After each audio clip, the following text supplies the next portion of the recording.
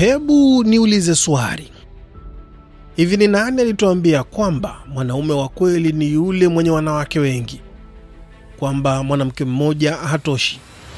Kwamba ni kawaida tu kwa wanaume kuwa na tamaa nyingi ya kuwa na wanawake wengi na hawawezi kuvumilia muda mrefu bila kushiriki tendo la ndoa? Hivi je, hiyo ni kweli ya kimungu au ni udanganyifu wa dunia iliyoanguka unaorudiwa tena na tena na wanaume waliovunjika ndani kutoka kizazi hadi kizazi, kiasi cha kwamba imekuwa ni utamaduni ambao unarithishwa kutoka kizazi mpaka kizazi? Sasa leo mimi na wewe hebu twende kwenye mzizi wa kila kitu: maandiko, uumbaji wa mwanaume, uumbaji wa mwanamke na kile ambacho Mungu alikikusudia tangu mwanzo. Ndugu zangu, tusirudi kwenye mila, siasa na vichochoro vya maneno ya watu. Turudi kwenye kitabu cha Mwanzo 2:24. Kwa sababu hiyo mwanaume atamwacha baba yake na mama yake, naye ataambatana na mkewe, nao watakuwa mwili mmoja. Mungu hakumletea Adamu wanawake 5, alimletea mmoja. Hakukuwa na Hawa na Zukia, Hajara, wala hakukuwa na Ashura pembeni. Alikuwepo mwanamke mmoja kwa sababu mmoja Mungu aliona anatosha. Huo ndio mpango safi wa Mungu. Najua inaweza kukushtua, lakini kwanza embu meza hiyo itulie kidogo. Mpango wa Mungu wa kweli ni kwamba mwanamume mmoja, mwanamke mmoja, agano moja, mwili mmoja. Na Yesu mwenyewe aliyathibitisha haya katika miaka maelfu baadaye. Mathayo 19:45.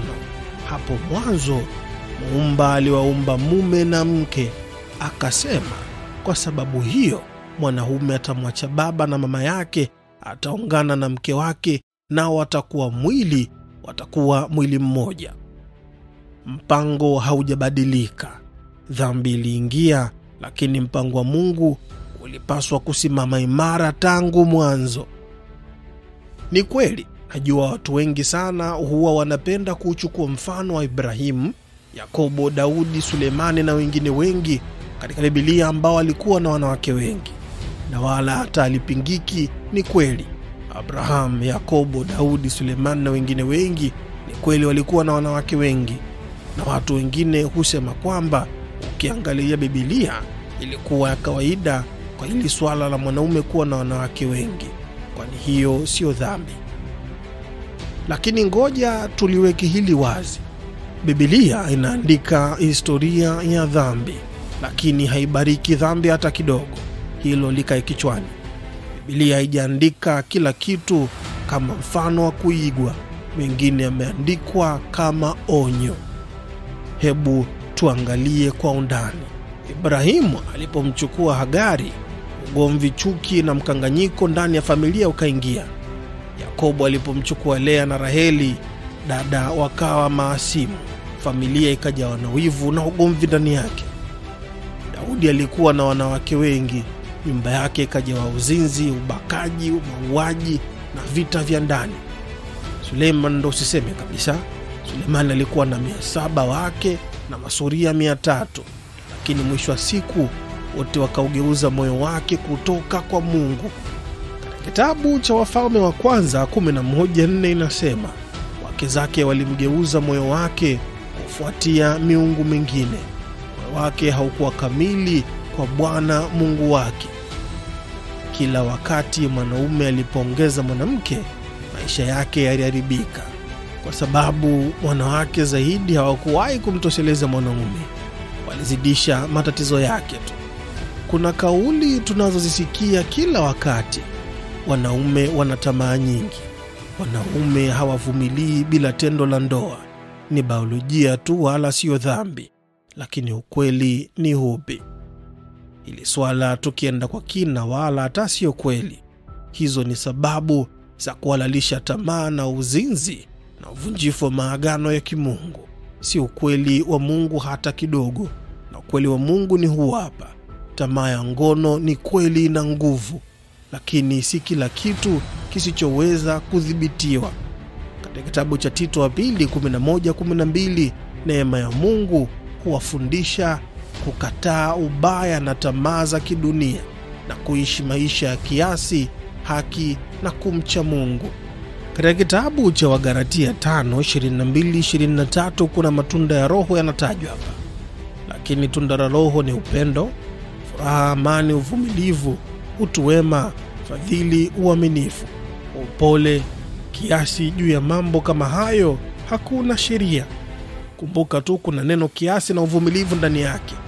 Hii inahitaji Roho Mtakatifu kuvumilia mambo hasa ya kimwili. Ndiyo, ni ukweli usiopingika kwa wanaume wana tamaa kubwa sana za kingono za kimwili kwa sababu ya homoni walizonazo.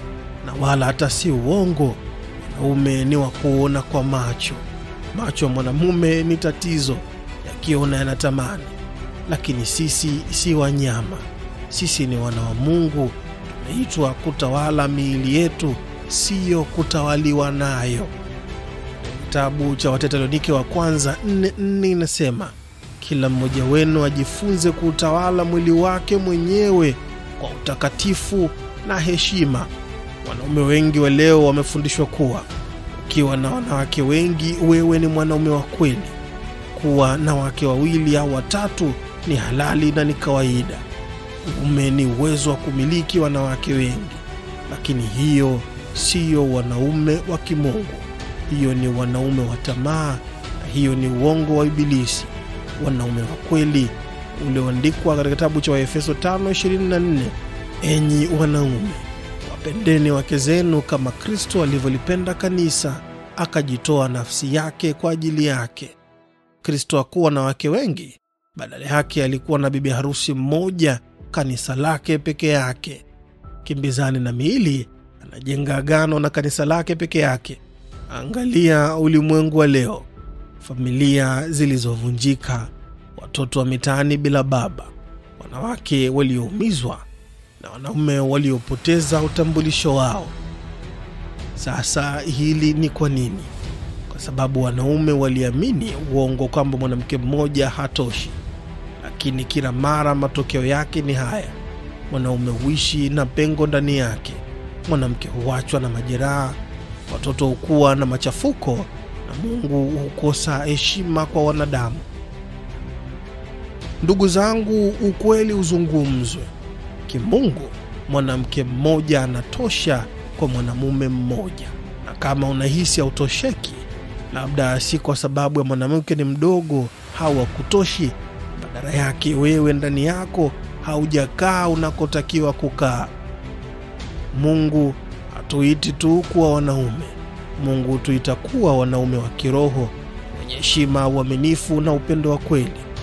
Ukiwa mwanaume wa kweli mmoja uliyekomaa katika Kristo, wala hata uhitaji magrupu ya wanawake wengi kuonyesha nguvu zako mwenyewe. Utatamba tu kwamba mwanamke mmoja wa kipekee katika agano takatifu, aliyependwa na uaminifu, ni hazina kubwa kuliko dhahabu na vito. Mungu muumba mbingu na ardhi, utusaidie tuwe wanaume wa kweli, tuponye pale tulipojeruhiwa, vunje minyororo ya tamaa, tufanye kuwa waaminifu kama Yesu alivyo mwaminifu. Jenga ndani yetu moyo mpya na utukuze agano la ndoa miongoni mwetu, katika jina lake Bwana wetu Yesu Kristo, amen. Mwanamke mmoja, mwanamume mmoja, agano moja, ndio mpango wa kimungu.